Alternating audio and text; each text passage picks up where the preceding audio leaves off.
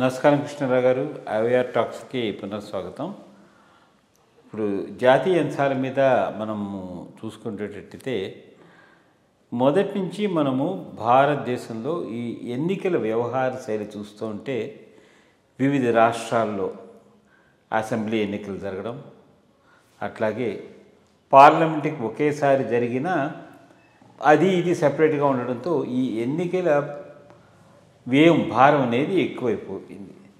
అట్లాగే ప్రజల్లో కూడాను ఒకటేంటంటే కండక్ట్ చేయడం ఒక ప్రాబ్లం అయితే ప్రజల్లో కూడాను ఒక విధమైనటువంటి స్ఫూర్తి వచ్చి ఎవరిని చేసుకోవాలి ఏమిటనేది దాంట్లో కూడాను ఐడెంటిటీ అంటే over period of time identity differences అయితే వస్తున్నాయి.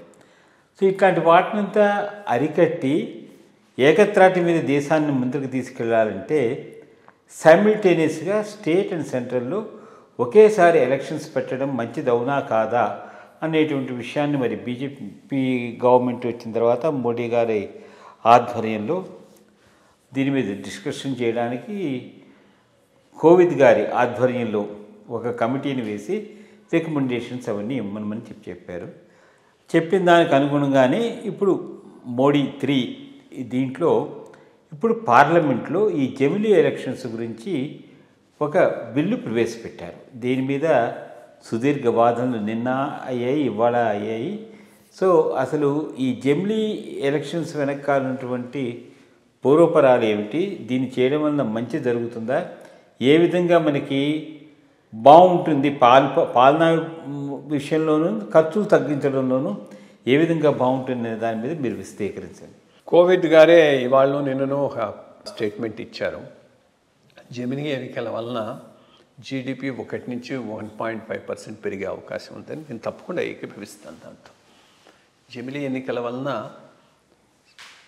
సబ్స్టాన్షియల్గా ఎకానమీ ఇంప్రూవ్ అవుతుంది. 2-3 రీజన్స్ ఉన్నాయి దానికి. మొట్టమొదటిది, ప్రభుత్వాలు ఎవరైనా అది కాంగ్రెస్ కానీ బీజేపీ కానీ ఇంకోళ్ళు కానీ చాలా నిర్ణయాలు ప్రజలకు నచ్చనివి, దేశానికి మంచి జరిగేవి తీసుకోవాల్సి ఉంటుంది. లైక్ ఒకటి, పెట్రోలు డీజిలు ధరలు తగ్గించిస్తూ ఉంటే ప్రజలందరూ హ్యాపీగానే ఉంటారు. బట్ తగ్గించాలంటే ఎక్కడి నుంచో డబ్బులు రావాలి కదా. సో అవి ఎక్కడి నుంచి రావాలి? ట్యాక్సేషన్ డబ్బుల నుంచి రావాలి. ట్యాక్సేషన్ డబ్బులంతా ఇటే ఖర్చు పెట్టుకుంటూ ఉంటే నీకు మూలధన వ్యయం అది చేయడానికి వీలుంటుంది. సో అప్పుడప్పుడు కొంత పెంచాల్సిన అవసరం ఉంటుంది. బట్ పెంచితే ప్రజలు లైక్ చేయరు. నీకు సంవత్సరం ఎలక్షన్స్ ఉంటూ ఉంటే ఇటువంటి నిర్ణయాలు తీసుకోలేవు. అంటే దాని ఎఫెక్ట్ ఉంటుందని చెప్పి పోస్ట్పోన్ చేస్తూ ఉంటాం.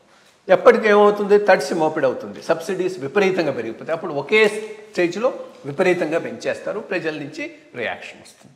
ఇటువంటి పరిస్థితులు రాకుండా ఉండాలంటే కొన్ని అన్ప్లెజెంట్ డెసిషన్స్ పీరియాడికల్గా తీసుకోవాలి. అటువంటి డెసిషన్స్ తీసుకోవాలి అంటే ప్రతి సంవత్సరం ఎన్నికలు ఉండకూడదు.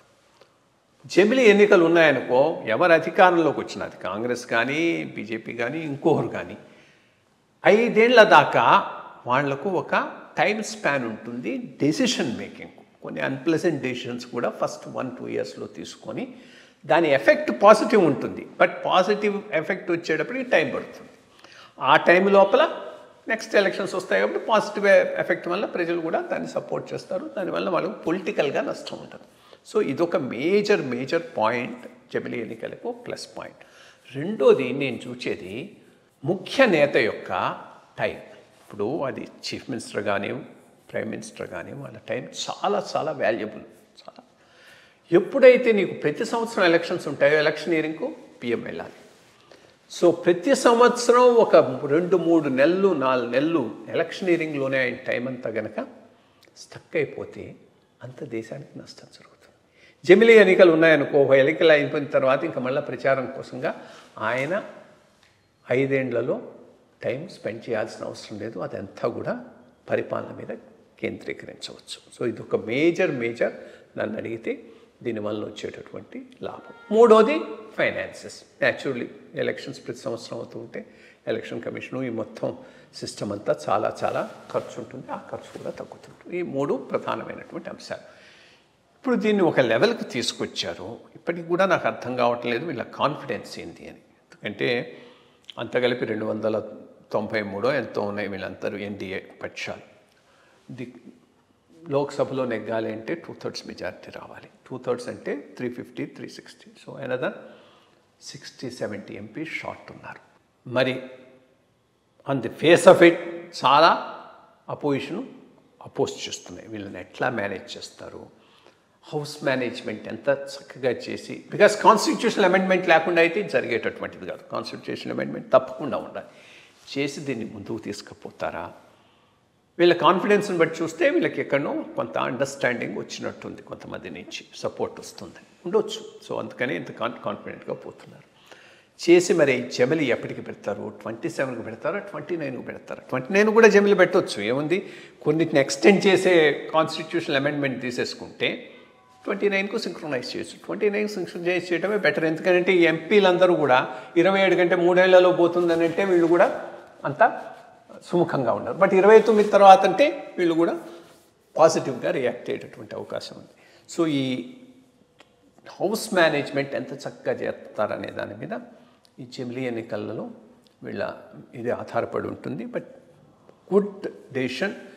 ఇప్పుడు if it goes through good, లేకపోతే ఇది ఒక మెయిన్ ప్లాన్ కింద నెక్స్ట్ ఎలక్షన్స్కి పోయే అవకాశం కూడా ఉంది.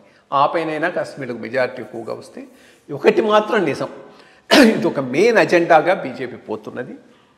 ఎలక్షన్ల ముందు నుంచి ఉంది, తర్వాత ఉంది, ఫ్యూచర్లో ఉంది. సో ఈ రోజు కాకపోయినా ఇంకో రోజైనా కానీ ఇది అమలు చేస్తారు నేను భావిస్తున్నారు. అమలు చేయటం అనేటటువంటి దేశానికి ఎంతైనా కానీ పాజిటివ్ నా దృష్టిలో. అయితే వచ్చిన ప్రశ్న, ఈ జమిలీ ఎలక్షన్స్ వలన ఇదివరకు సపరేట్గా ఉండడం వలన ఒకే వ్యక్తి పార్లమెంటరీ కంటెస్ట్ చేయడము, స్టేట్ అసెంబ్లీ కంటెస్ట్ చేయడము, ఇట్లా ఇది కాకపోతే అది కాకపోతే దీనివల్ల ఏంటంటే కొంచెం అట్లీస్ట్ 5% ఆఫ్ ది పీపుల్కి రాజకీయాల్లోకి ఎంటర్ అవ్వడానికి అవకాశం ఉన్నప్పుడు కూడా రేట్లో కూడా చేయొచ్చు, చేసే అవకాశం చేసి ఉంచుకొని ఒకటి. మరి దానివల్ల మళ్ళీ కాస్ట్ ఇంప్లికేషన్స్ ఎక్కువ మంది ఉండరు కదా, కొద్దిమంది అట్లా చేసి. సో అది ఆ విషయం ఇచ్చిన క్లారిఫికేషన్. సరే చూద్దాం, మరి వేచి చూద్దాము ఎంత. మనకి ఏంటంటే సమస్యలను అధిగమించడం అనేది చాలా ఇంపార్టెంట్. సమస్య కింద పెట్టుకుని ఉంటే అది సమస్య పోకుండానే ఉంటుంది. అట్లీస్ట్ గవర్నమెంట్ ముందరికి వెళ్తుంది కాబట్టి మరి ఏ విధంగా ఇది ప్రయోజనం చేకూర్చగలుగుతుంది మనకందరికీ. అట్లీస్ట్ మనం మళ్ళీ జమిలీ ఎలక్షన్స్లో ఓటు వేసి మనకు నచ్చని ప్రభుత్వాన్ని తీసుకురావడానికని చేద్దాం. మంచి విషయాలు చెప్పారు. నమస్కారం.